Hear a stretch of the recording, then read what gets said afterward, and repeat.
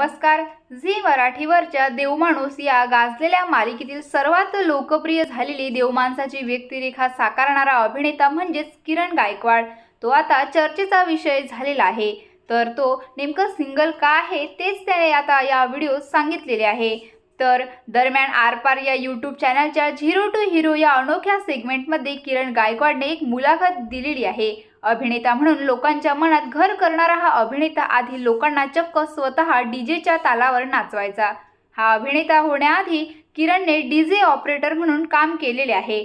शिवाय या मुलाखतीत त्याने आपल्या आयुष्याबद्दल अनेक प्रसंग सांगितले आहेत. त्याबाबत एक गोष्ट अशी की मुलगा झाला म्हणून किरणचा जन्म होता सारेजण आनंदात बुडाले. त्यामुळे वयात येईपर्यंत किरणला त्याची जन्मतारीखच माहीत नव्हती. अशात त्याची जन्मपत्रिकाच कुणी काढू शकत नसल्याची खंतही त्याने व्यक्त केली आणि याचमुळे त्याचे लग्नही होऊ शकत नाही. तुम्हाला जर हा व्हिडिओ आवडला असेल तर व्हिडिओला लाईक करा, चॅनलला शेअर करा व सबस्क्राईबचे बटन दाबायला विसरू नका. धन्यवाद.